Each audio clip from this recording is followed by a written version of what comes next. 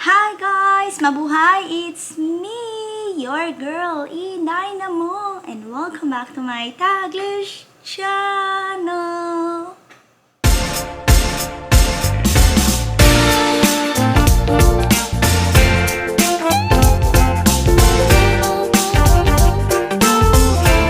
Hello guys! How are you all on other side of the universe? So guys, for today's video, I got a mail from LBC guys. So guys, are you excited?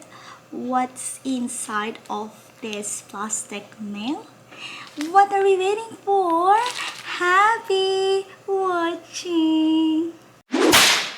So, ayun na nga guys, I got a mail. So, since we are in the Philippines and if you remember and if you haven't checked my video, I think it's about how to get a CFO certificate or the of-course step-by-step procedure.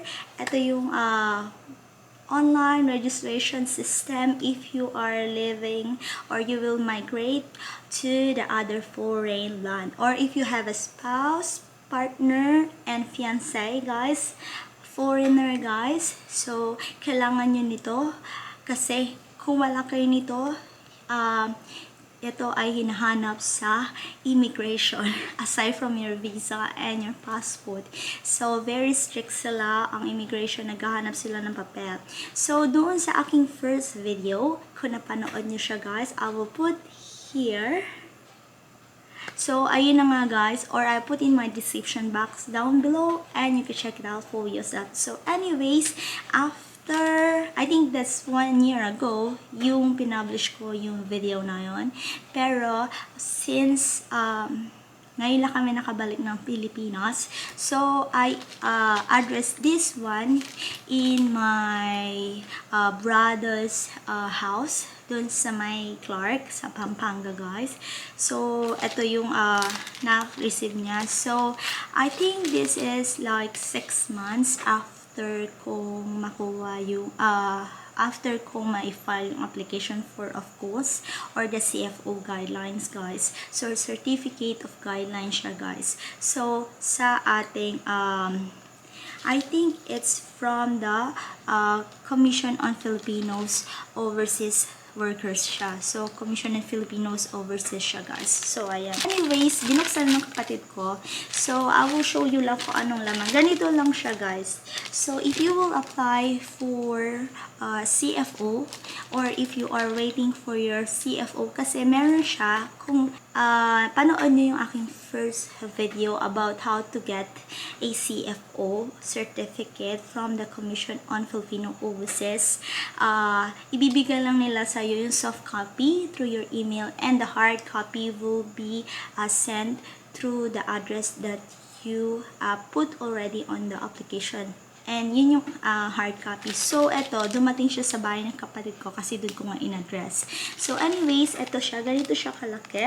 And LBC siya. So, depends sa career na you would choose doon sa application. Meron din kasi silang different career. But I think LBC is a good career if you are in the Philippines while you are waiting. So, eto maganda siya. So, when I open it, so binuksan na siya ng brother ko kasi akala ko malaki siyang envelope, but maliit lang pala siya for a mailing like this. So you see, it's a very letter mail.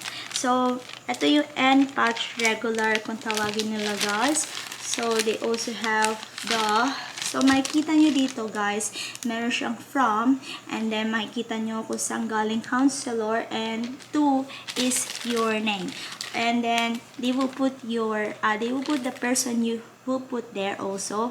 Kasi minsan hindi na tayo makawait. Minsan 'di ba may flight na tayo. So we cannot wait for the original hard copy of our CFO certificate. So meron lang tayong soft copy. So that soft copy is a temporary certificate. So this is the original one. So, this is the hard copy. So, pag nalabas nito, meron kayo, ito plastic. So, ito na yung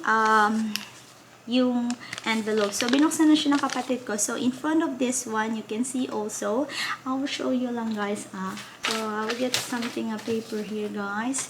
So, I will show you lang, guys. So, makikita nyo, meron pangalan dito kasi I will cover lang my details. So, ayan, may pangalan nyo dyan, may address nyo, may phone number, and merong address nung mag-receive. So, lilagay ko doon yung name ng kapatid ko, which is my brother. So, kasi binuksan na, you will have a 3 pieces of paper. So, merong paper dito, guys. Tatlo sila, tatlo. So, ayan, tatlong paper siya. Ayan. So, the first one is the receipt. So, yung receipt, makikita nyo siya, guys. Meron siyang, this is the original receipt. So, ayan, original receipt siya, guys. Ayan. So, this is included inside of the mail, of the sobre and the envelope. So, they will see here the, this one, the payment, which is the registration fee is 370. Ayan, kita nyo ba, guys? And the, I think the documentary stamp tax is 30 peso. And it's total of 400 total amount. So, meron talaga siyang resibo from the Commission on Filipino Overseas. Meron din siyang serial number here. So, ayan yung isa.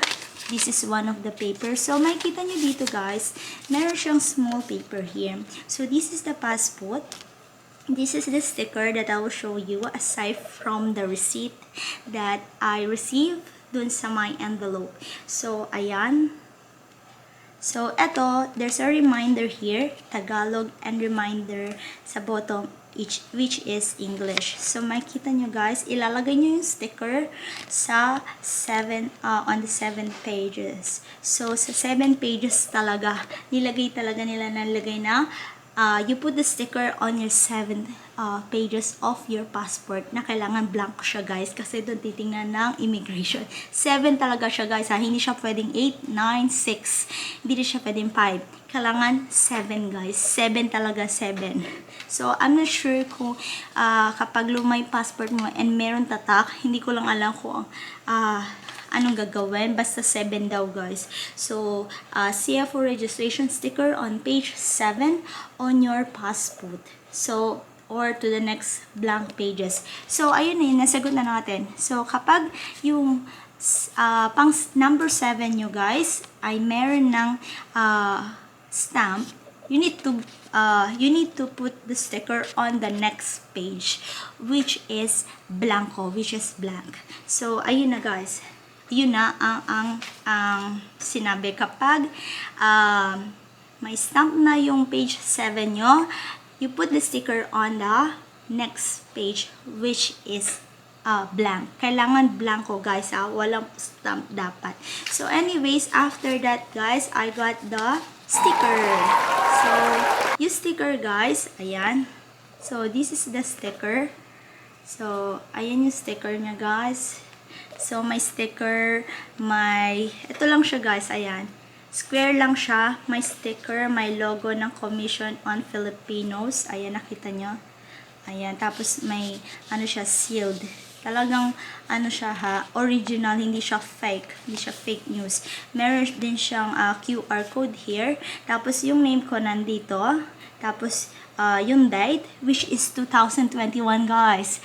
Imagine, nag-apply ako August 2021. Tapos, na-receive ko siya after 6 months. Tapos, ngayon ko lang siya nakuha sa brother ko. Kasi nga, di ba, nagka-pandemic. Tapos, pandemic, paano nag-apply ako. So, umuwi lang kami ngayong 2022. So, eto na yung, sticker. So, ayan na, guys. So, lalagay nila doon kung saan kang bansa. So, nakalagay yung pangalan ko dyan, yung date ng apply ko, which is August 2021. And then, Australia. Tapos, yung exchange director na may pirma siya, guys. Ilalagay mo to sa on the 7 pages, guys. On the 7th page ng iyong passport. So, kapag may stamp ang number 7 nyo na page sa passport, sinabi kanina sa ating reminder paper, you will put on the next blank page after ng 7. So, pwede pala siyang ilagay kapag may stamp na yung number 7 yun na pages. So, ayan siya guys. Magiging ganito siya. Kita niyo yung drawing? Kita niyo yung picture? Ganyan siya. Ilalagay mo siya sa 7 na pages. So anyways, I have the sticker guys. I have the receipt. So, I got so all in all 4 siya guys. 4. Aside from the reminders, aside from the receipt, the sticker, the reminder, and the other one is this one guys. So this is not a check. So ito siya guys. Ipapakita ko sa inyo. Ipapakita ko siya guys kasi so may name ako dyan. Ayan siya guys. Ganyan siya, ganyan. Kita nyo. So ayan.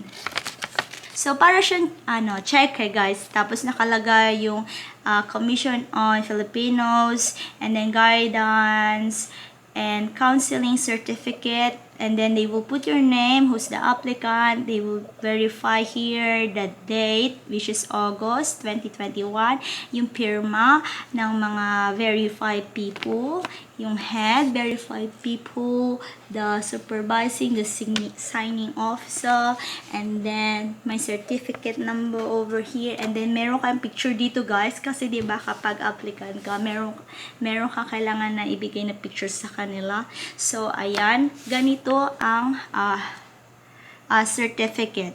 So, ito yung certificate na para siyang check people of the universe. So, ayan, meron ulit tatlong signature yan, and then you will have like a certify here.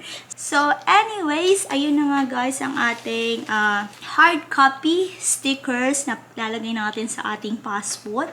So, ilalagay natin siya, and then I got 4 siya guys. I got 4 papers inside of the envelope na nakita niyo kanina. Ayan yung envelope from LBC, yung career nila. So, question here guys. Ito yung hard copy kapag once na nag-apply kayo. So, another question. Paano kapag nagpalit ka ng partner, kung divorce ka sa una mong partner na nilagay mo dito? The answer is, or break na kayo, nag-divorce kayo, hiwalay na kayo, in short, the answer is you don't need to hindi mo siya pwedeng gamitin. You cannot use this one. You need to apply for new one. Kasi sabi ng counselor, once you have a new partner, spouse, or fiancé, you need to apply for the new CFO. So, it's standard yun guys, standard rules. So, you cannot use the old one. Kapag ibang partner mo, kailangan yun you get a new one. So, kapag yung pa rin, you don't need to get one. Kasi, nakalagay yun sa system natin, guys. Malalaman. And remember, there's a QR code. There's a certificate number. So, malalaman ng immigration. So, ayun na nga, guys. Yun yung ating follow up about the CFO kasi nga madami na din nagtatanong sa akin. So, kapag bago ang partner mo and if you have a new spouse, new fiancé, new husband, new jowa, you need to apply for a new CFO guidelines kapag pupunta ka sa ibang bansa or you will migrate to other foreign land. Hindi mo pwedeng gamitin yung nauna mong CFO. Kailangan mag-apply ka ng panibago. You need to apply for a new CFO certificate kasi may kita sa system. Remember, hindi nyo maitatago because it's very secure. There's a QR code, there's a certificate number there, and the immigration will ask you kung sino ang partner mo ngayon, fiancé, o jowa, what else, spouse, ayun. Kasi malalaman nila doon sa system. Kapag mali ang sagot mo or iba ang sagot mo doon sa previous, kailangan bago yung CFO certificate. So, ito yung second step after you get your soft copy. You need to get the hard copy kasi nga yun yung nilalagay sa passport. So, anyways, guys, that's the end of our video for today. Yung CFO follow-up hard copy certificates after you register the first step So this is the hard copies now, guys. You will get the real hard copy of your CFO certificate. And nandito rin yung mga reminder, yung mga paalala. Okay guys, so ito yung passport ko. Ito nakita nyo ba? Ilalagay ko na yung sticker, di ba? Sabi sa ating papel, dun sa ating kasama sa envelope kanina na pinakita ko. So you need to put so maaari indicate po ang CFO registration sticker sa pahinang 7 ng iyong pasaporte o sa kasunod nito na bakanteng pahina. So reminder, please affix the CFO registration sticker on this page 7 of your passport or to the next blank page, to the next, guys. So 7, punta tayo sa 8. So ito yung aking pasaporte of the Pilipinas. So ayan guys, makikita nyo yung agila. So this is new. I will not bring the details far away. So here guys, kasi meron akong sa page 6, meron akong visa ni USA. So here, makikita nyo may USA akong visa sa number 6. So sa 7 guys, meron akong stamp. So sabi nila, kapag may stamp na nakalagay doon sa ating reminder earlier sa small paper, we need to put the CFO sticker on the other side, which is number 8. Sabi doon sa at pampito ng iyong pasaporte o sa kasunod nito sa nabakanteng pahina. I will show you guys the next page. So number 8. So dito natin ilalagay ang ating, so ito ang ating certificate guys, ito. So naka-disclose yung ating naka-close yung ating details dyan. So ayun yung logo, ayun yung seal. So I will sticker here. So may director sa number 8 tayo guys kasi ako sa kasunod ng bakanting pahina. So next, so number 8 tayo guys kasi yan. So peel it, diba? Kasi ang laki kaya nun guys. So dito tayo, tick 9, dito na lang. Sabi kasi sa dito, sabi ay sa kasunod nito of your or to the next blank page. So ito. So ilalagay ko siya.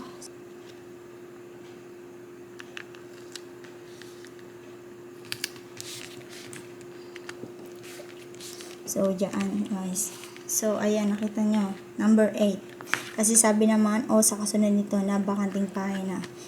So ayun na nga guys, share ko lang.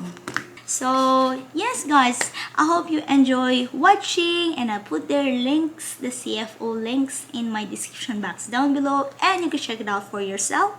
I hope you had fun for today's video guys and you learned something today. Thank you very much for watching. Thank you for supporting my videos and mega love shout out to each wonderful, beautiful people of the universe. Thank you from the bottom of my hypothalamus. Please like if you did enjoy my video for today and please subscribe if you haven't yet and don't forget to hit the bell button for you to get notified on my next video and please comment down below if you like this video po and see you when I see you on my next one. Bye bye guys, be good, you take care, be safe and ciao la.